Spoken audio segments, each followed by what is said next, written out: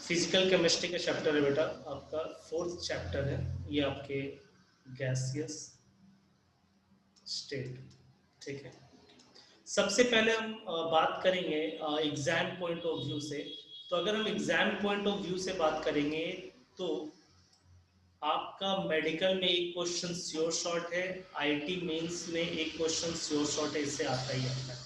Medical में कहाँ से क्वेश्चन आएगा मैं आपको बताऊंगा, डेंसिटी टर्म से जनरली क्वेश्चन आता है। आईटी में कहाँ से क्वेश्चन आता है, तो काइनेटिक थ्योरी ऑफ गैस जब पढ़ेंगे तो वहां से क्वेश्चन आता है, हम बताएंगे ये चीजें कहाँ से क्वेश्चन आता है। ठीक है, बट ये श्योर है कि एक एक क्वेश्चन आता ही है। ठीक है, इसमें बेटा देखो सबसे पहले हम बात करेंगे, अभी कुछ लिखना नहीं है यहाँ पर मैटर के बारे में। ठीक है, देखो मैटर को हमने 3 भाग में आपको डिवाइड किया है। ठीक है, हमें सिर्फ गैस के बारे में पढ़ना है। तो पहले मैं कुछ बातें लिख देता हूँ। पहला है सॉलिड फॉर्म, दूसरा है लिक्विड फॉर्म, तीसरा है गैस फॉर्म। हम आपको इन तीनों के बीच में जो टेक्निकल डिफरेंस है उसके बारे में बात करेंगे कि क्या डिफरेंसेस है सॉलिड, लिक्विड और गैस फॉर्म। ठीक है, ओके। पहला देखो बेटा, अगर हम बात करेंगे अट्रैक्टिव फोर्स की। ठीक है, देखो अट्रैक्टिव फोर्स की बात करेंगे तो सबसे ज्यादा लार्ज होगा सॉलिड सॉलिड के बीच एटम का। ठीक है, लिक्विड लिक्विड के बीच के एटम का अट्रैक्टिव फोर्स स्मॉलर होगा, कम होगा। और गैसियस का क्या होगा, ऑलमोस्ट जीरो होता है। तो गैस के जो मॉलिक्यूल के बीच में कोई भी अट्रैक्टिव फोर्स नहीं होता। सेकंड इंपॉर्टेंट वर्ड है थर्मल मोशन। बेटा थर्मल का मतलब हुआ हीट से, हम उसको टेम्परेचर बढ़ा रहे, हीट दे रहे हैं। ठीक है, तो कोई भी सॉलिड है, ठीक है, इसमें एटम आपस में ज्वाइंट है, अगर आप इसको गर्म भी करोगे ना तो इसका जो मोशन होगा, थर्मल मोशन होगा, वो ऑलमोस्ट जीरो। ठीक है, जो बेटा लिक्विड होगा उसकी कुछ ना कुछ होगी, तो हम लिखेंगे ग्रेटर होगा। और गैस का तो बहुत ही ज्यादा मोशन होगा, जिसको हम बोलते हैं रैंडम, आपने सुना होगा मोशन। आपने अगर गैस है किसी बीकर में, इसको आपने गर्म कर दिया, टेम्परेचर बढ़ा दिया, तो इसकी मोशन बढ़ जाएगी, स्पीड बढ़ जाएगी, तो इसको हम बोलते हैं रैंडम नेचर बढ़ जाएगा। ठीक है, थर्ड, अगर हम इसके, ये आपको पता ही है, ये तो आपने पढ़ा ही, वॉल्यूम की बात करेंगे तो सॉलिड की वॉल्यूम क्या होती है, फिक्स्ड होती है। ठीक है, ओके। लिक्विड की वॉल्यूम फिक्स्ड होगी, लेकिन गैस की वैल्यू वॉल्यूम वेरी करेगी, वेरी विथ कंटेनर, कंटेनर के साथ वेरी करेगी। ठीक है, कैसे, अगर मान ले सपोज दैट ये इतना बड़ा बीकर में ऑक्सीजन गैस है। ठीक है, इसको क्लोज है, अब इसको इतने बड़े बीकर में डाल दोगे तो ऑक्सीजन गैस की वॉल्यूम ये हो जाएगी। तो ये size of container, volume of container पे डिपेंड करता है कि वॉल्यूम गैस की क्या होगी। ठीक है बेटा, ओके। बेटा पूरे चैप्टर में सिर्फ स्टडी करना है गैस के बारे में। ठीक है, तो सॉलिड लिक्विड की बातें बस यहीं पर खत्म हो जाएगी, इससे आगे हम इसके बात नहीं करेंगे। नेक्स्ट आपका जो हेडिंग है गैसियस लॉ, गैसियस लॉ। बेटा गैस के 3-4 लॉज हैं जो हमें इस चैप्टर में पढ़ने हैं। ठीक है, okay. The first law of gas is known as Boyle's law. ठीक है, गैस का जो सबसे पहला लॉज पढ़ना है बेटा वो है बॉयल्स लॉ। ठीक है, ओके। बॉयल्स लॉ ये होता क्या है पहले हम समझते हैं। ठीक है, ओके। फॉर कांस्टेंट, कांस्टेंट मतलब जो वेरी नहीं कर रहा, या कांस्टेंट या फिक्स्ड, फॉर कांस्टेंट और fixed temperature and amount of gas, मतलब आप अमाउंट ऑफ गैस को भी चेंज नहीं कर रहे हो, तो अमाउंट ऑफ गैस को हम बोलते हैं मोल, ये हम आपको पढ़ा चुके हैं।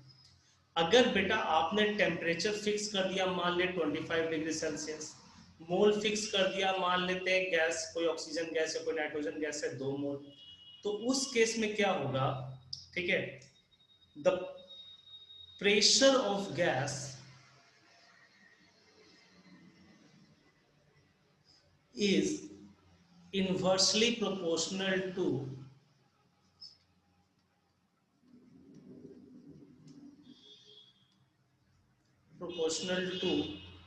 Volume of gas. समझते जाते हैं। मतलब क्या बोला कि प्रेशर जो भी गैस का होगा वो इनवर्सली प्रोपोर्शनल होगा वॉल्यूम ऑफ गैस। कब? At constant temperature and move. ठीक है, इसी को बेटा हम और करके लिख सकते हैं, pressure is inversely proportional to volume. ठीक है, ओके बेटा। अभी देखो मैंने लिखा pressure is inversely proportional to volume. ठीक, आपको पता है ना कि जब हम प्रोपोर्शनल हटाते हैं तो एक कांस्टेंट आता है, तो के क्या है? कांस्टेंट है, करेक्ट। तो हम के इक्वल टू क्या लिखेंगे? पीवी इक्वल टू के। एक कांस्टेंट आ गया। मतलब क्या हुआ, प्रेशर और वॉल्यूम का, यहां पर लिख देता हूं at constant T and mole, pressure और वॉल्यूम का जो मल्टीप्लीकेशन है बेटा वो कांस्टेंट आएगा। ठीक है, अब बेटा देखो ये जो आपका लॉस है उसको हम समझने की कोशिश करते हैं, क्या ये सच में प्रेशर और वॉल्यूम एक दूसरे का इनवर्सली प्रोपोर्शनल है कि नहीं। आप जस्ट विजुलाइज करके समझने की कोशिश करना बेटा। ठीक है, देखो ये बीकर है, यहाँ पर मान लेते हैं गैस के 6 मॉलिक्यूल है, मतलब मैंने मोल फिक्स कर दिया और टेम्परेचर भी फिक्स कर दिया 25 डिग्री सेल्सियस। ठीक, ये हाइट है h। आपने क्या किया, उसी पिस्टन में इस पिस्टन को एकदम यहां ले आया। ठीक है, मॉलिक्यूल अभी भी 6 हैं, 1 2 3 4 5 6। ये हाइट डेफिनेटली कम गया। तो मैं बोलूं, देखो दिस इज 1, दिस इज 2, ये h डैश। मैं बोलूंगा क्या कि volume of 1 is more than volume of 2? Yes, no? ठीक है, वॉल्यूम ज्यादा है, ये इस तरफ घूमने के लिए फ्री है। अब ये इधर, और ये जब वॉल्यूम हमने कम कर दिया तो ये यहाँ जो टकरा रहा है, अब बताओ मुझे प्रेशर किसका ज्यादा होगा? मैं बोल सकता हूँ pressure of second is more then pressure of first, क्योंकि आपको जगह कम मिल रहा है तो उसका प्रेशर ज्यादा होगा। ठीक है बेटा, तो ये चीज सबको क्लियर हो गया कि अगर हम वॉल्यूम कम करेंगे तो प्रेशर बढ़ेगा, या वॉल्यूम बढ़ाएंगे तो प्रेशर कम होगा। दोनों एक दूसरे का इनवर्सली प्रोपोर्शनल है। ठीक, ओके ओके। अब देखो बेटा ये सिस्टम मेरा 1 है, ये सिस्टम 2 है। वॉल्यूम V1 अलग है, V2 अलग है, P1 अलग है, P2 अलग है। तो मैं क्या बोलूंगा, देखो ध्यान दो, मैं कलर चेंज करके लिख रहा हूं। For two different system,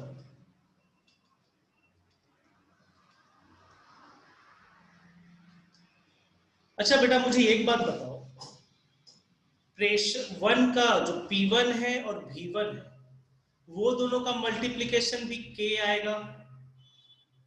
P2 है और V2 है, वो दोनों का भी मल्टीप्लीकेशन K आएगा। क्यों? क्योंकि आप एक को बढ़ा रहे हो तो दूसरा को घटा रहे हो, एक को इंक्रीज कर रहे हो तो दूसरे को डिक्रीज कर रहे हो, लेकिन दोनों का मल्टीप्लीकेशन तो सेम आएगा ना। तो हम इसको लिख सकते हैं कि नहीं? यस और no? P1 V1 equal to P2 V2 equal to constant K,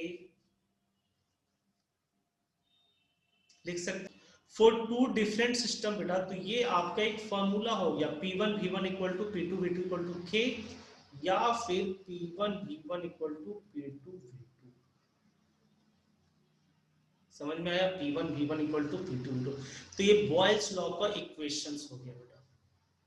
अब बेटा देखो इस चैप्टर में बहुत बार ग्राफ से क्वेश्चंस आता है आपके कंपटीशन एग्जाम में। ग्राफ अभी सिर्फ समझते जाते हैं। आपका क्या है? Pressure inversely proportional to volume, या P इक्वल टू K/V। देखो समझने की कोशिश करना, ग्राफ बनाते हैं। Your x axis is pressure and y axis is volume.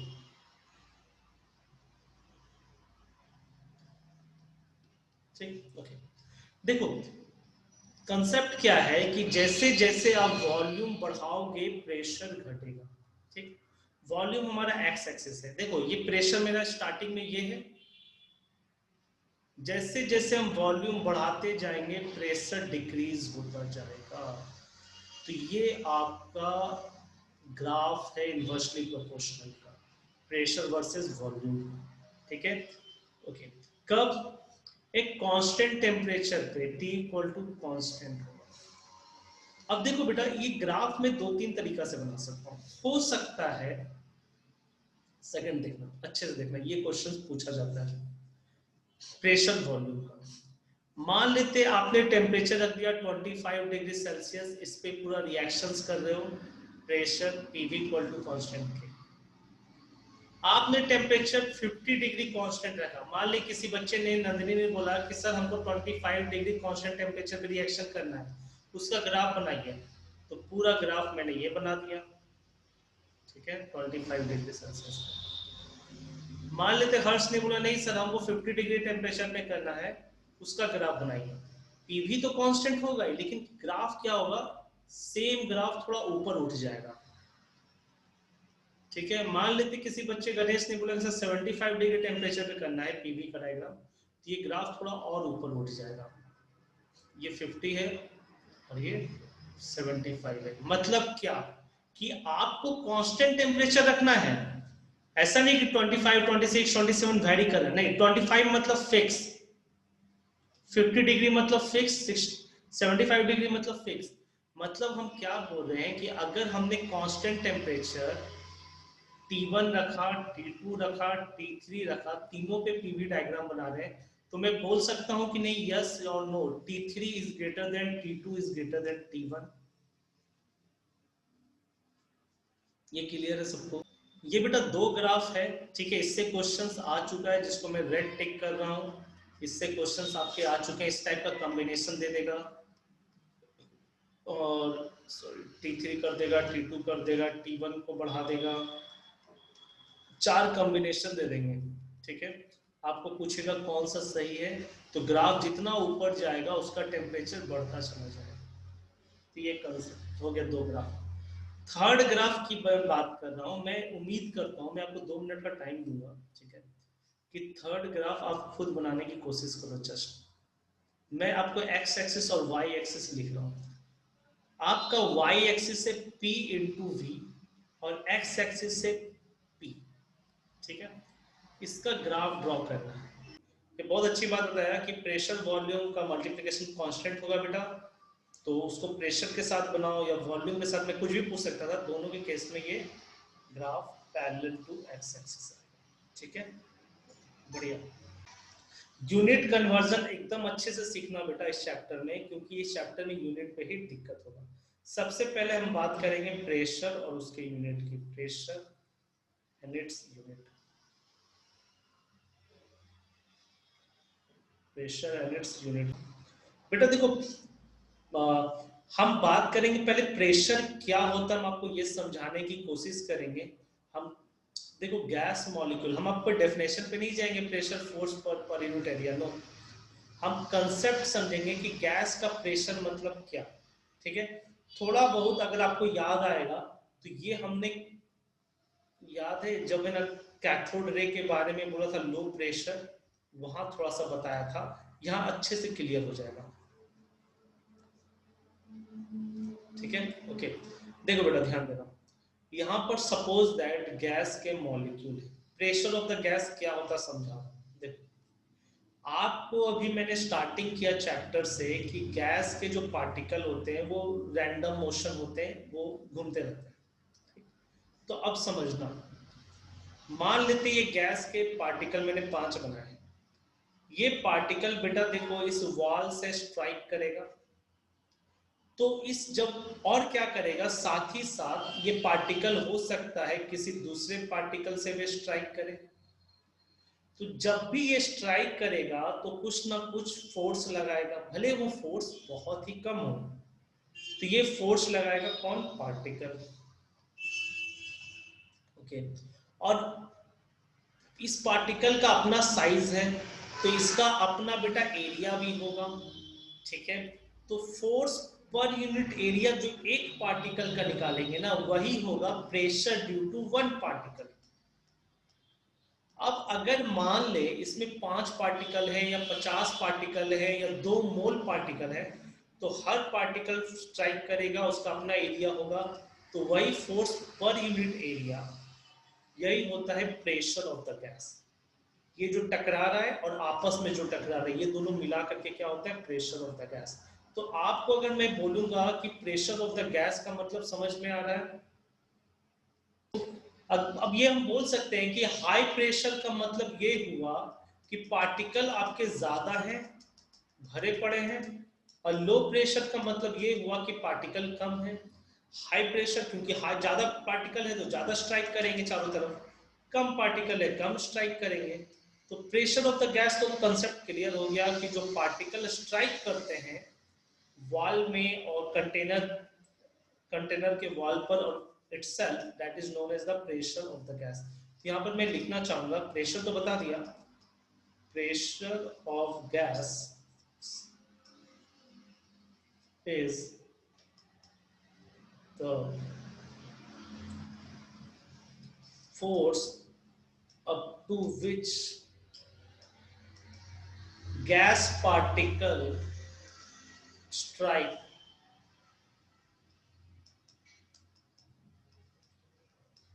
to container of the wall container divided by their area, ठीक है। that is the pressure of the gas। अब बेटा हम बात करते हैं, यहां तक तो ठीक है, सबसे इंपॉर्टेंट बात यूनिट्स की, यूनिट्स ऑफ प्रेशर अभी समझना अच्छे से, ठीक है। ये आपका जो नेक्स्ट टॉपिक है यूनिट्स ऑफ प्रेशर, इसकी हम बात करते हैं, ठीक है।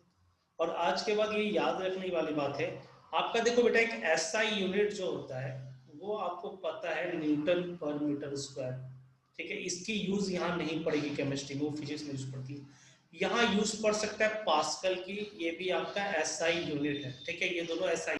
देखो अदर यूनिट जो बात करेंगे बेटा वो होगा एटीएम, ठीक है। अदर यूनिट्स की जो हम बात करेंगे वो होगा एटीएम आपका, बार, ये सारा यूज होगा, एमएम ऑफ एचजी, ये सारा यूज होने वाला यूनिट है, ठीक है। ओके, अब इसके बारे में समझते हैं क्या रिलेशनशिप है। देखो समझना, पहले हम बात करते हैं 1 एटीएम बेटा, 1 atmospheric pressure equal to 10⁵ pascal. Conversion बहुत इंपॉर्टेंट है, बता रहा हूं, इसी पे आप फंसोगे, बाकी किसी में नहीं फंसोगे, फॉर्मूला आप इजिली याद कर लोगे, या 10⁵ न्यूटन पर मीटर स्क्वायर, ठीक। 1 ATM equal to 1.01 bar, 1 atm equal to 76 centimetre of mercury, या 760 mm ऑफ मर्क्यूरी, ठीक। ये आपके प्रेशर के यूनिट्स हैं। एटीएम क्या है, एटमॉस्फेरिक प्रेशर,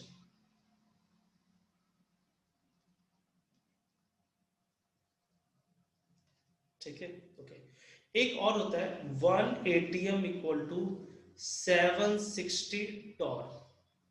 तो ये सारी यूनिट्स हैं, हम आपको एक्सप्लेन करेंगे, बाकी तो याद करने वाला है। एमएमएचजी की कहानी क्या है हम आपको एक्सप्लेन करेंगे अभी थोड़ी देर में, ठीक है। तो बेटा ये सारी यूनिट्स थे, कन्वर्जन इसी से आपको डिस्टर्ब किया जाएगा, ठीक है। इसके बाद हम आपको बात करते हैं वॉल्यूम के बारे में, ठीक है। वॉल्यूम, वॉल्यूम मतलब हुआ the space, volume of gas, volume of gas की बात कर रहा हूँ एक्चुअली, ठीक है। वॉल्यूम अलग चीज है और वॉल्यूम ऑफ गैस अलग चीज है, ठीक है। The space occupied by the gaseous particle,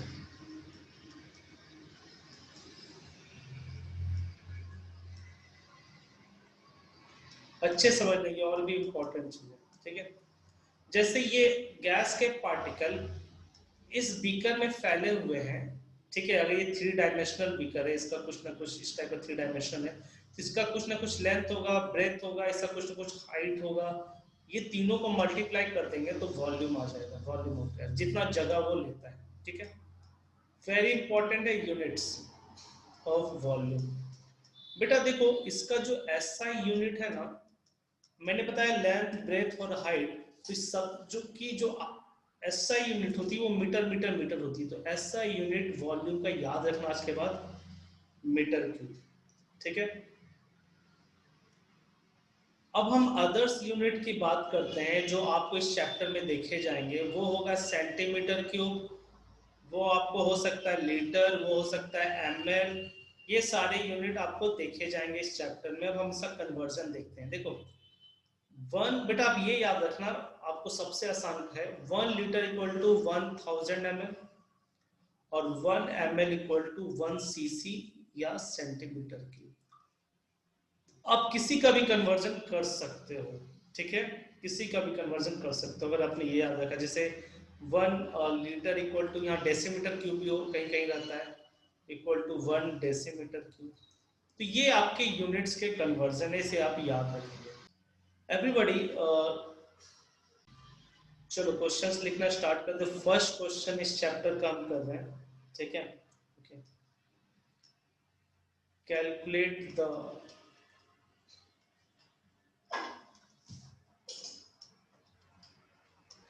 volume of expanded oxygen gas when the final pressure of gas is 1/10 of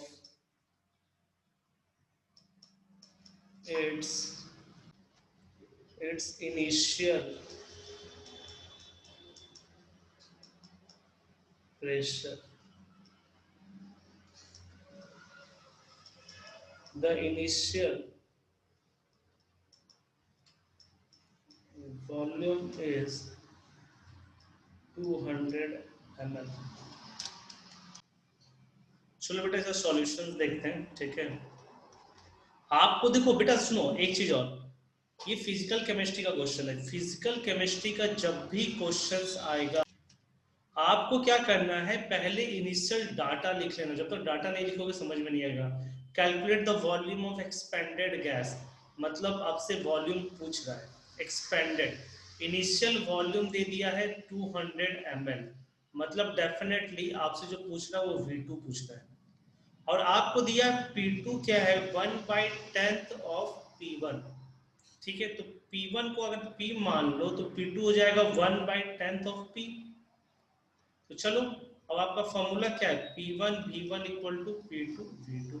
ठीक है, तो P1 V1 में पुट करेंगे P इंटू 200, और P2 आपका हो जाएगा P/10 into volume V2। V2 पूछ रहा है, P आपका कट गया, तो V2 हो जाएगा 2000 ml। मैं बोल रहा हूँ जिस यूनिट में दिया रहता है उसी यूनिट में निकालते हैं। सेकंड क्वेश्चन बेटा इंपॉर्टेंट है, ये भी आपका प्रीवियस ईयर क्वेश्चन है। ठीक है, a gas is initially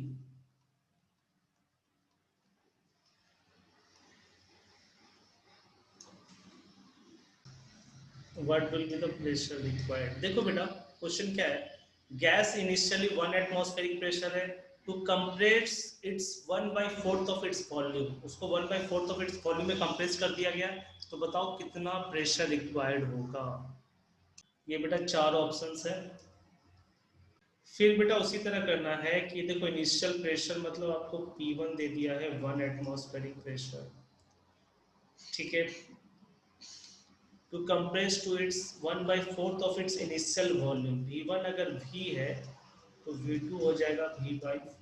आपसे P2 पूछा है, तो हो जाएगा P1 V1 equal to P2 V2।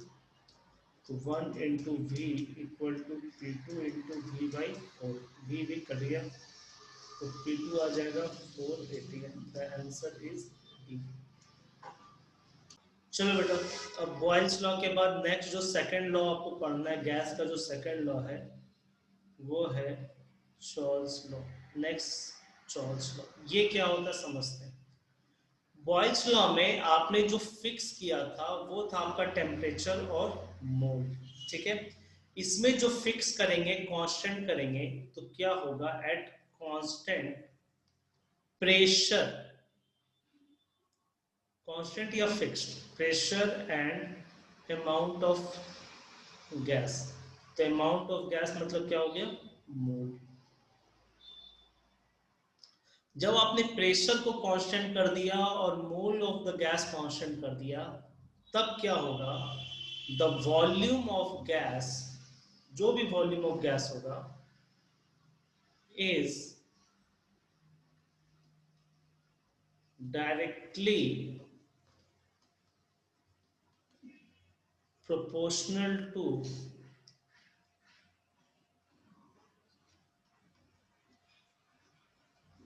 Temperature of gas. ठीक, मतलब क्या, मतलब बेटा ये कि volume of gas is directly proportional to temperature of gas.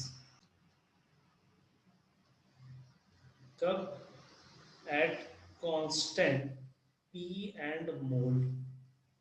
तो इसको बेटा हम ऐसे भी लिख सकते हैं, V is directly proportional to T. For two different system के लिए समझते हैं बेटा। देखो क्या है, सपोज दैट अगर मान ले फॉर टू डिफरेंट सिस्टम, ध्यान दीजिएगा, ठीक है बेटा। देखो कोई बलून है, ठीक है, इसका टेम्परेचर है मान लेते हैं 25 डिग्री सेल्सियस और वॉल्यूम भी है कुछ भी।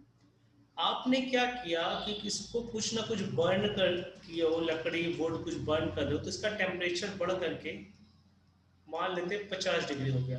तो डेफिनेटली जब इसके अंदर गैस के पार्टिकल है, जब आपने टेम्परेचर बढ़ाया तो ये पार्टिकल क्या होंगे, इसमें स्ट्राइक करने लगेंगे, तो जल्दी स्ट्राइक करेंगे क्योंकि थर्मल मोशन बढ़ जाएगा। तो ये क्या करेगा, बोल बैलून को और बड़ा कर लेगा तब तक जब तक फिर से गैस के पार्टिकल जिस प्रेशर में पहले से थे उस प्रेशर को अचीव ना कर ले, तब तक वो बढ़ता चला जाएगा। फिर देखेंगे गैस का पार्टिकल आराम से सेट हो गया है। तो हमने जब टेम्परेचर बढ़ाया तो वॉल्यूम भी आपका बढ़ गया। कब तक, जब तक पहले का जो प्रेशर था वो बाद में प्रेशर ना आ जाए, मतलब कांस्टेंट प्रेशर ना हो जाए, ठीक है। मैं क्या लिख रहा हूं, V is directly proportional to T, V equal to K into T, constant आएगा बेटा। और for two different system V1 by, अच्छा इसको ऐसे लिख सकते हैं ना, देखो तो V equal to K T को V by T equal to constant K। और for two different system V1 by T1 equal to V2 by T2 equal to K। और इसको अलग से लिख सकते हैं, V1 by T1 equal to V2 by T2। Next बेटा हम ग्राफ की बात करते हैं, सबसे ज्यादा इंपॉर्टेंट है। देखो कुछ नहीं है ग्राफ में भी, ग्राफ है बेटा वॉल्यूम वर्सेस टेम्परेचर की। ये ग्राफ आसान है, ये आएगा कॉन्स्ट, ये कब होगा, कांस्टेंट प्रेशर पी पर, ठीक है। अब देखो बेटा, अगर मैं अलग अलग प्रेशर पे ग्राफ बना रहा हूँ, देखो अब वही बात है बेटा कि मैं अलग अलग प्रेशर पे ग्राफ बना रहा हूँ, ठीक है। अगर वही है कि वॉल्यूम वर्सेस टेम्परेचर, तो बेटा देखो इसमें क्या रिलेशनशिप होगा, P3 is greater then P2 is greater then P1। देखो बच्चे अभी तक नहीं, आगे जाके कंफ्यूज करेंगे कि ऊपर वाला P1 बड़ा होगा या नीचे वाला P3 बड़ा होगा, ये आपको कंफ्यूजन होता है। लेकिन इस चीज को याद रखना है, आप कंफ्यूज नहीं करोगे। बहुत इंपॉर्टेंट ग्राफ है, ठीक है बेटा। हमने वॉल्यूम और प्रेशर के बारे में बता दिया, यूनिट्स बता दिया। अब हम टेम्परेचर की यूनिट्स बात करेंगे जो पूरे चैप्टर में, पूरी केमिस्ट्री में आपको यूज होता है, ठीक है। Temperature and its unit. Temperature क्या, एक मेजरिंग वैल्यू है, ठीक है। किसी का तापमान मेजर करते हैं, वो मेजरिंग वैल्यू है। हमको मेन देखना है यूनिट्स की। बेटा देखो टेम्परेचर की जो एसआई यूनिट होती है ना, वो डिग्री सेल्सियस से ही होती है। वो क्या होती है, केल्विन, जिसको कैपिटल के से दिखाते हैं, ठीक है। तो मेन है कि इस पे कन्वर्जन की बात करना है यूनिट्स की, ठीक है। अदर यूनिट्स क्या है, डिग्री सेल्सियस एंड फ़ारेनहाइट। आपको जो सबसे ज्यादा कन्वर्जन होगा डिग्री सेल्सियस और फ़ारेनहाइट। देखो बेटा केल्विन इक्वल टू क्या होगा, 273.1 प्लस डिग्री सेल्सियस। बट आप जब इसको सॉल्व करोगे ना तो 273 ही लिखना प्लस डिग्री सेल्सियस, 0.1 करके हमको कैलकुलेशन को बड़ा नहीं करना है। जैसे एग्जाम्पल ले रहा हूँ, at temperature 25 degree Celsius, room temperature जिसको बोलते हैं बेटा, यहाँ पर मैं लिख रहा हूँ रूम टेम्परेचर। कैलविन में क्या हो जाएगा, 273 प्लस 25, ये हो जाएगा 298 कैलविन। अगर हम बात करेंगे 0 डिग्री सेल्सियस तो 273 कैलविन, 100 डिग्री सेल्सियस तो 373 कैलविन। ये इस तरह से टेम्परेचर का रिलेशनशिप है। देखो बेटा next, relation between degree Celsius, Fahrenheit and kelvin. देखो बेटा मैंने जानबूझ के इस टाइप से लिखा ताकि आपको याद हो सके। ऊपर में न्यूमरेटर को देखना, c minus zero, 100 minus zero, k minus 273, 373 minus 273, ऊपर में f माइनस 32, 212 माइनस 32। तो ये तीनों में रिलेशन आपको जिसमें पूछा जाएगा ये तीनों में देख लेना। ये लिखने का तरीका मैं जानबूझ के ऐसे अडॉप्ट किया हूँ ताकि आपको याद रह सके। जो न्यूमरेटर में माइनस हो रहा है वही डिनोमिनेटर में भी माइनस हो रहा है। Everybody right the questions in your rough copy, previous year का क्वेश्चन है, ठीक है। Calculate the calculate the final volume of gas when temperature is just double from its initial value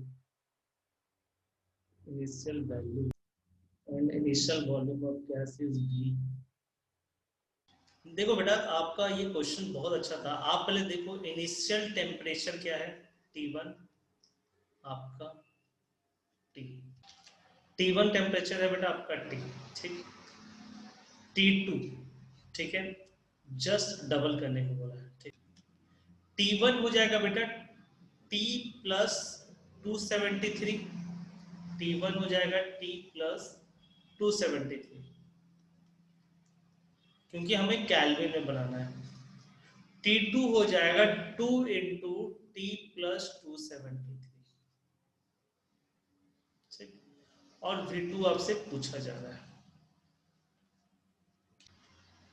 ये हो जाएगा बेटा, फॉर्मूला मैंने पुट कर रहा हूँ, T2 हो जाएगा 2 इंटू टी प्लस 273 इंटू आपसे पूछा जा रहा है V2, ठीक है। ठीक है, T1 by V one equal to T2 by V2, T1 by V1, T2 by V2, ये डिवाइड का साइन हो गया। तो बेटा V2 हो जाएगा आपका, ये पूरा कट गया 2V, ठीक है। डेफिनेटली आपका आंसर सही है। आपका ये गैसेस स्टेट का जो चैप्टर हमने स्टार्ट किया आज ना, उसका बॉयल्स लॉ, चार्ल्स लॉ और टेम्परेचर, वॉल्यूम और प्रेशर के पूरे कन्वर्जन सारे खत्म हो, ठीक है। वो वही आपका मेन बेसिक है। नेक्स्ट क्लास में जो हम स्टार्ट करेंगे ना, वो आपका होगा गैसेस के आगे जो लॉज हैं वो उस लॉज को पढ़ेंगे, Gay Lussac law, Dalton's partial pressure law, ये सारी चीजें पढ़ेंगे।